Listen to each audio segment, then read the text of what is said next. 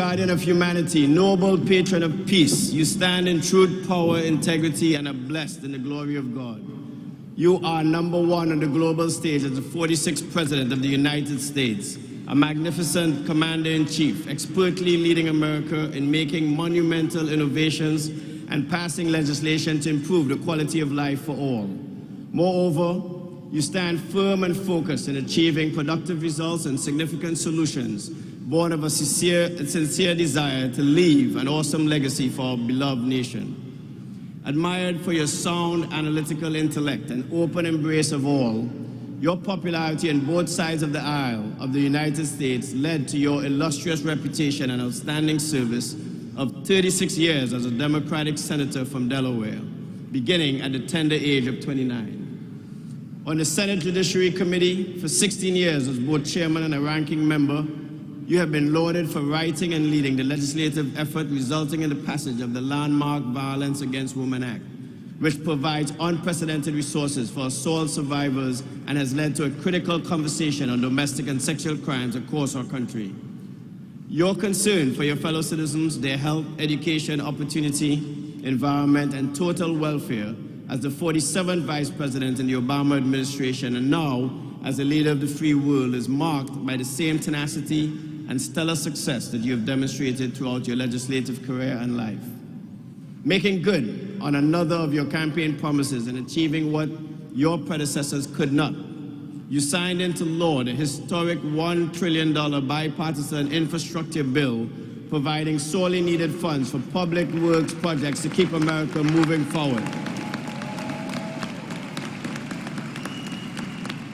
Heeding the call to serve the whole of this nation, you are truly walking the walk in all areas. The American Bar Association reported that more than any other Oval Office holder, you have nominated and secured confirmation of more women and racially diverse attorneys to the federal bench, totaling 68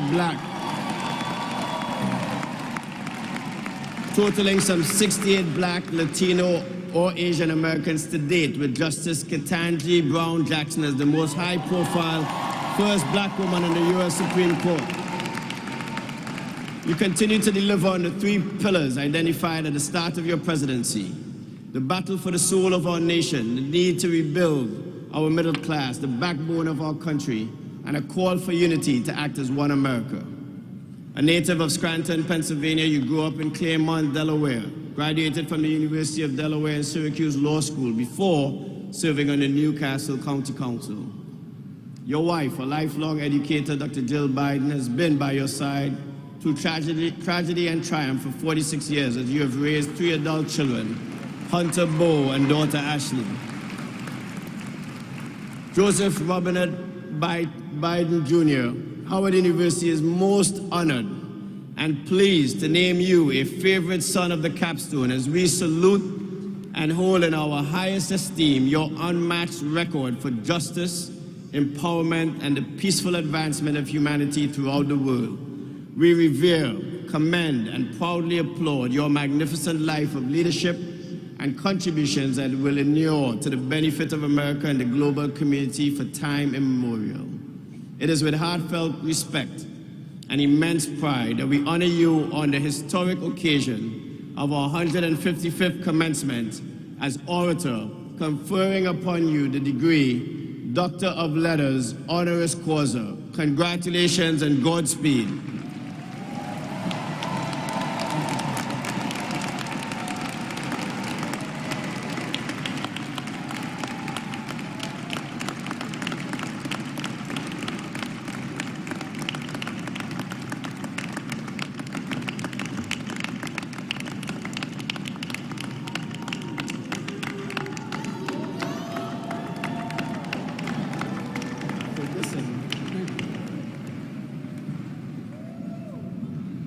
Thank you, Mr. President, for that introduction. Dr.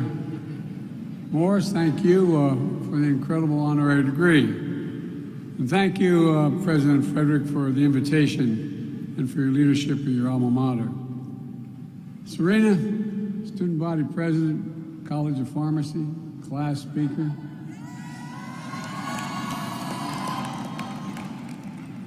And just remember, when you're President of the United States and they say Joe Biden's out in the waiting room to say hello, promise me you will not say Joe who, right?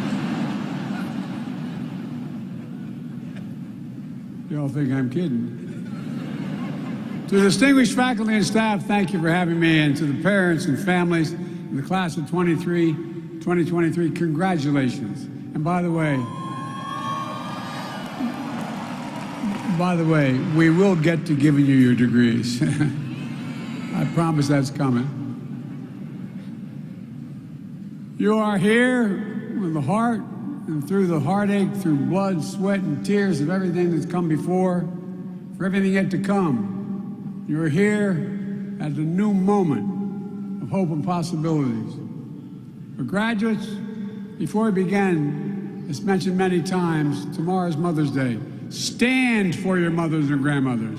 Stand and thank them.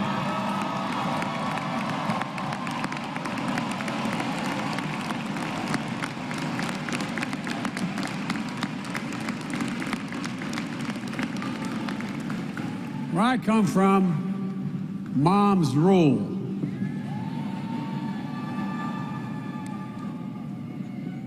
To my friend, and he is my friend, Congressman Jim Clyburn, the thing that I admire most about you, Jim, is your absolute integrity in everything you do. In everything you do. This is a man of honor. I attended South Carolina State University's commencement as Jim received his degree he earned 60 years ago, but never got a chance to receive it in person.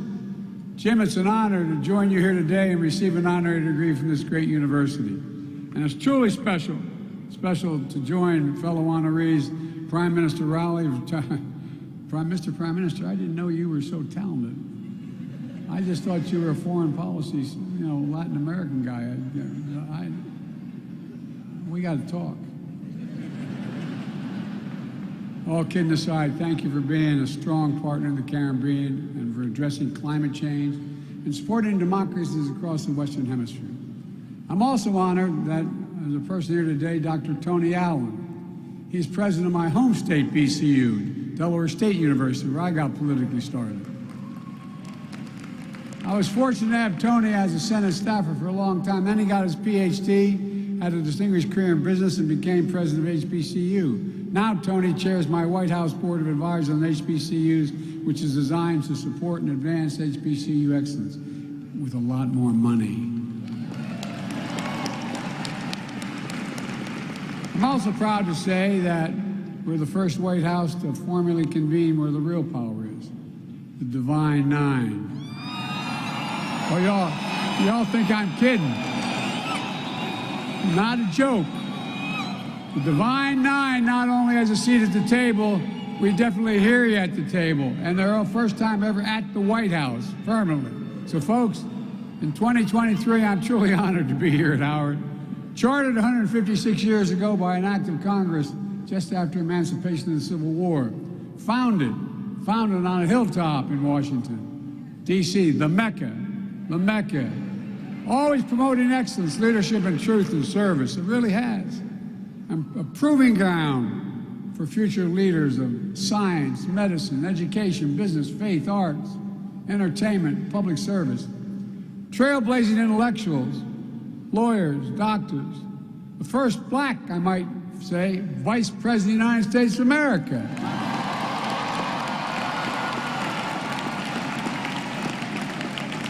I'll say that again. Kamala sends her love, and she sent a clear message that today I have the privilege, she points out, of speaking at the real HU.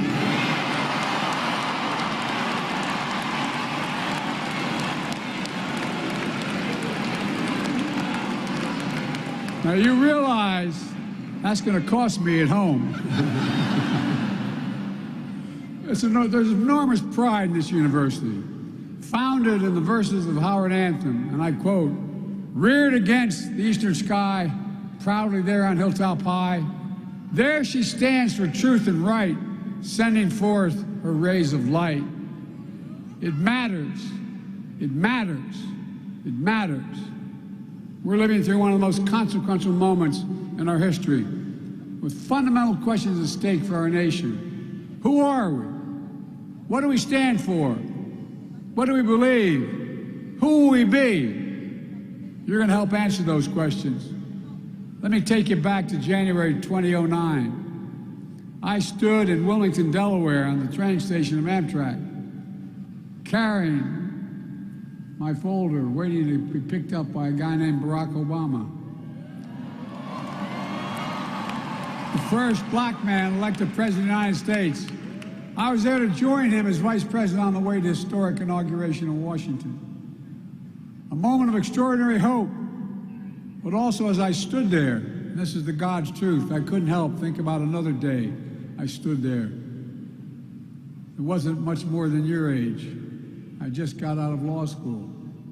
I was I'd gone to work for a big firm, but my state, because of when Dr. King was assassinated, my city parts were burned to the ground. We had a very conservative governor. He stationed the National Guard in every corner with drawn bayonets for 10 months. I quit and became a public defender. I used to have to introduce my clients. Oh, that's not so noble. I had to interview my clients down at the Wilmington train station when they were arrested on the east side. That's where they'd be taken. In the aftermath of the riots that burned Wilmington following his assassination. In 2009, while waiting for Barack, I was both living history at the same time I was reliving it. A vivid demonstration when it comes to race in America. Hope doesn't travel alone. It's shadowed by fear, by violence, and by hate. But after the election and the re-election of the first black American president, I had hope that the fear, violence, and hate was significantly losing ground. The fields were literally with torches, carrying Nazi banners from the woods and the fields, chanting the same anti-Semitic bile heard across Europe in the 30s, something I never thought I would ever see in America. Accompanied by Klansmen and white supremacists, emerging from dark rooms and remote fields and the anonymity of the internet, confronting decent Americans of all backgrounds, standing in their way into the bright light of day. And a young woman, objecting to their presence, was killed. And what did you hear? That famous quote when asked about what happened. That famous quote, "There are very fine people on both sides." That's when I knew, and I'm not joking, that's when I knew I had to stay engaged and get back into public life. No, I don't say it for that reason. I say it for the journey. I don't have to tell you that fearless progress toward justice often meets ferocious pushback from the oldest and most sinister of forces. That's because hate never goes away. I thought when I graduated we could defeat hate, but it never goes away. It only hides under the rocks. And when it's given oxygen, it comes out from under that rock. That's why we know this truth as well. Silence is complicity. It cannot remain silent. We have to live through this battle for the soul of the nation. And it is still a battle for the soul of the nation. What is the soul of a nation? Well, I believe the soul is the breath, the life, the essence of who we are. The soul makes us us. The soul of America is what makes us unique among all nations. We're the only country founded on an idea, not geography, not religion, not ethnicity, but an idea. The sacred proposition rooted in Scripture and enshrined in the Declaration of Independence that we're all created equal in the image of God and deserve to be treated equally throughout our lives. While we've never fully lived up to that promise, We never before fully walked away from it. We know that American history has not always been a fairy tale. From the start, it's been a constant push and pull for more than 240 years between the best of us, the American ideal that we're all created equal, and the worst of us, a harsh reality that racism has long torn us apart.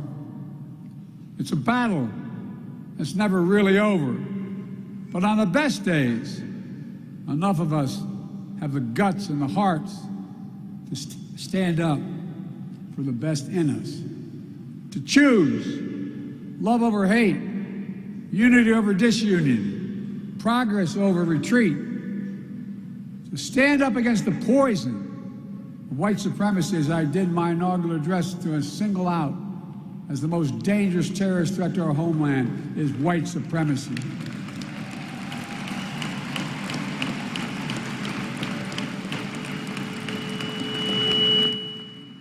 And I'm not saying this because I'm at a black HBCU.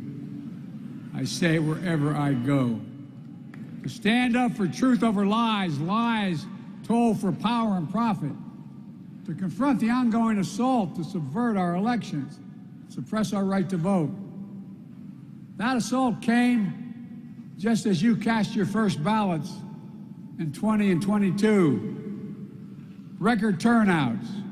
You delivered historic progress. I made it clear that Americans of all backgrounds, have an obligation to call out political violence that has been unleashed and emboldened. As was mentioned already, bomb threats to this very university and HBCUs across the country. To put democracy on the ballot, to reject political extremism and reject political violence, protect fundamental rights and freedom for women to choose, for transgender children to be free, for affordable health care and housing, for the right to raise your family and retire with dignity, to stand with leaders of your generation who give voice to the people, demanding action on gun violence, only to be expelled from state legislative bodies, to stand against books being banned and black history being erased. I'm serious, think about it. To stand up for the best in us. And today I come here to Howard to continue the work to redeem the soul of this nation, because it's here where I see the future, and it's not hyperbole. We can finally resolve those ongoing questions about who we are as a nation that put strength of our diversity at the center of American life. The future that celebrates and learns from history. A future for all Americans. A future I see you leading, and I'm not, again, exaggerating. You are going to be leading it. Again, let's be clear. There are those who don't see you and don't want this future. There are those who demonize and pit people against one another. And there are those who do anything and everything, no matter how desperate or immoral, to hold on to power. That's never going to be an easy battle. But I know this, the oldest, most sinister forces may believe they'll determine America's future, but they are wrong. We will determine America's future. You will determine America's future. And that's not hyperbole. No graduating class gets to choose the world into which they graduate. Every class enters the history of a nation up to the point it has been written by others. But few classes, once in every several generations, enters at a point in our history where it actually has a chance to change the trajectory of the country. You face that inflection point today, and I know you'll meet the moment. I just think about the many ways you already have. With your voices and votes, I was able to fulfill my commitment to put the first black woman on the Supreme Court of the United States of America. And by the way, she's brighter than the rest. She is one bright woman. Because of you, More black women have been appointed to the federal appellate courts than under every other president in American history combined. And by the way, I mean it. I mean it because of you. Because of you. You turned out. You spoke up. You knew. You showed up and the votes counted. And you made people say, whoa, wait a minute. What price will I pay if I don't do the following? You feel the promise and peril of climate change. Because of you, we're making the biggest investment ever in the history of the world in climate change. Don't ever think your voice doesn't matter. I'm keeping my promise that no one should be in jail merely because of using and possessing marijuana. Their record should be expunged. Just expunged. My student debt relief plan would help tens of millions of people, especially those on Pell Grants. 70% of black college students receive Pell Grants. Many of you, the savings would be significant in even wiping out student debt completely for some. But this new Republican Party is dead set against it, suing my administration to stop you from getting student debt relief. The same opposition who received relief loans, I might add, to keep their businesses afloat during the pandemic. Members of the Congress worth thousands, even millions of dollars, most of which didn't have to be paid back. Yet, they say it's okay for them, but not for you. I find it outrageous. To reduce your student debt service payments when you graduate, we're also ensuring that no one with an undergraduate loan today or in the future will have to pay more than 5% of discretionary income to repay their loans, down from 10, and in 20 years is gone. Republican officials are fighting that as well. But I'll always keep fighting for you, and many others will, and many in the Republican Party as well will fight for you. We also know there's more to do. Because of your power, we took the most significant law on gun violence. We passed it, most significant law in 30 years. But we will not give up. I got the assault weapons ban passed 30 years ago, and we're going to pass it again. We must pass it. There's more to do on police reform and public safety. During the State of the Union, I asked the rest of the country to imagine having to talk to their children and their families, like your families had to talk to you. It's about your security. It's about your dignity. It's demeaning and degrading and deadly when you have to stand there and say, when you're stopped, turn the interior light on. Put both hands on the wheel. Don't reach for your license. What in the hell's going on in there? No. Think about it. I ask all the parents, non-minority children, ask what they would say, what they would do. I know you're frustrated that there's so many elected officials who refuse to pass a law that will do something. Kamala and I stood next to the family of George Floyd and civil rights leaders and law enforcement officials to sign the executive order I came up with requiring the key elements of the George Floyd bill be applied to federal law enforcement. Banning chokeholds, restricting no-knock warrants, establishing a database for police misconduct, advancing effective and accountable community policing that builds public trust. And we'll keep fighting to pass the reforms nationwide. Equal justice is a covenant we have with each other. It must not just be an ideal, it has to be a reality. You're leading the way on this and so much more. That's why Kamala and I are so committed to investing in you and HBCUs. HBCUs help produce 40% of black engineers, 50% of black lawyers,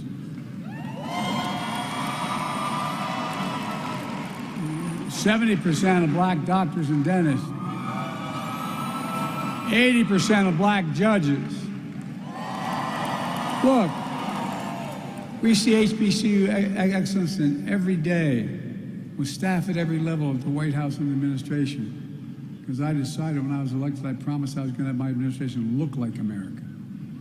But we all know that HBCUs don't have the same endowments and funding as other major colleges and universities. For example, denying the opportunity to build and fund research labs that will lead to new technologies and good-paying jobs. That's why I asked them, we've invested $6 billion in counting HBCUs, including to create new research and development labs that prepare students for jobs of the future in high-income fields from cybersecurity, engineering, biochemistry, healthcare. Standing here, I think the last time I came to Howard with President Frederick and others was in my final year as Vice President to host the Cancer Moonshot on campus, because you're leading the way.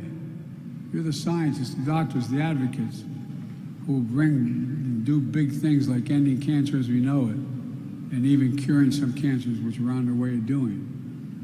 You're the diplomats and global citizens making democracy work for people around the world. Lawyers defending our rights, artists shaping our culture. Fearless journalists, this is real though, this is what you're doing. Fearless journalists and intellectuals pursuing the truth and challenging convention. You're the leaders of tomorrow, but it's coming on you really quickly. Because of you, I see a future we can finally move away from the narrowed and cramped view that the promise of America is a zero-sum game. If you succeed, I fail. If you get ahead, I fall behind. And maybe worst of all, if I can't hold you down, I can't lift myself up. Instead of what it should be, if you do well, we all do well. That's what I see. That's what I see in America. And more Americans are. The future of possibilities for all Americans. Look, no matter that future, what it holds, my sincere hope is that each of you find the sweet spot between happiness, success, and ambition. A good life, a life of purpose. Because here's the thing, you don't know where or what fate will bring you or when. You just have to keep going. You have to just keep the faith. You have to just get up. And you can find the balance between ambition and happiness and success. That good life, of purpose, of family. And as you know here at Howard, of excellence, leadership, and truth and service. There's no quit in you. There's no quit in America. So let me close with this. In our lives, in the life of the nation, we know that fear can shadow hope. But it's also true that hope can defeat fear. In January 2021, I stood in the U.S. Capitol to be inaugurated as President of the United States. Just days before, on that very spot, a violent insurrection took place, a dagger at the throat of democracy. For the first time in our history, an attempt to stop the peaceful transfer of power in this country. And they failed. Our democracy held. Again, hope prevailed. And this time, I was standing with a black woman about to take a 2-mile procession down Pennsylvania Avenue as President and Vice President of the United States of America. And who was marching alongside her? The Howard University Marching Band in lockstep and solidarity. You were.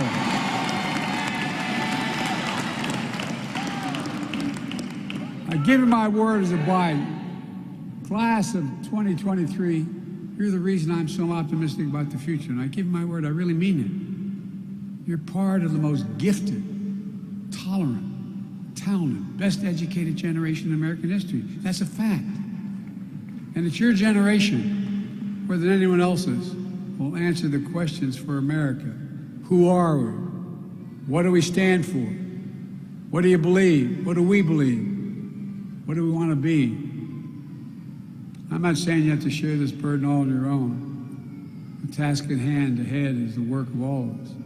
But what I am saying is, you represent the best of us. And that's the God's truth. You represent the best of us. Your generation will not be ignored, will not be shunned, will not be silenced. So on the hilltop high, keep standing for truth and right, and send your rays of light. Congratulations to you all. We need you. God bless you, and may God protect our troops.